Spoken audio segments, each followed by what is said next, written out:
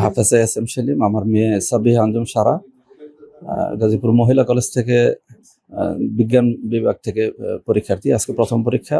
পরীক্ষা চলাকালীন সময় আমার মেয়ে অসুস্থ হয়ে পড়ে। ডিসি স্যার নিজে গাড়ি পাঠায় ওষুধ এনে দিছে। আমি স্যারের প্রতি কৃতজ্ঞ। আমার মেয়ের জন্য দোয়া চাই। আপনাদের প্রতি আমি কৃতজ্ঞ। আজকে পরীক্ষা শুরু হয়েছে, এইচএসসি পরীক্ষা। হ্যাঁ, আমরা কেন্দ্রগুলো ঘুরে ঘুরে দেখছি। আমাদের এখানে প্রায় 39টা কেন্দ্র এবং প্রায় 29,000 ছাত্রছাত্রী পরীক্ষা দিচ্ছে। আমরা সকলের সফলতা কামনা করছি। এখানে যারা পরীক্ষা দিচ্ছেন, বিশেষ করে এই কেন্দ্র ঘুরে দেখলাম, কেন্দ্রটি খুবই চমৎকার এবং শান্তিপূর্ণভাবে সুশৃঙ্খলভাবে শিক্ষার্থীরা পরীক্ষা দিতে পারছে। আর এখানে এসেই দেখলাম যে একজন কৃতি শিক্ষার্থী, তিনি অসুস্থ হয়ে পড়েছেন। হঠাৎ তার শ্বাসকষ্ট দেখা দিয়েছে।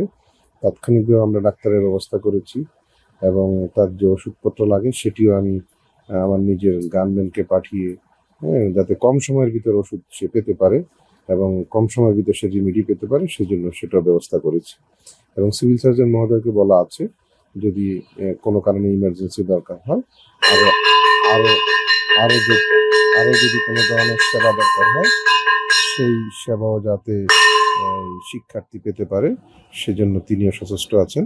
যদি উন্নত কোনো চিকিৎসার দরকার, সেটা ইনশাল্লাহ ব্যবস্থা করা হবে। তো আমরা আশা করছি এটা দরকার হবে না, যেহেতু এটা প্যানিক থেকেই, রাত জাগা, তার পরীক্ষা নিয়ে একদম উদ্বেগ উৎকণ্ঠা থেকেই হয়তো অসুস্থ হয়ে থাকতে পারে, এটা বিশেষজ্ঞদের মত। কিন্তু আশা করছি সে দ্রুতই সুস্থ হয়ে যাবে এবং সুস্থ হয়ে ভালোভাবে পরীক্ষা দিক, এটা আমাদের দোয়া থাকলো।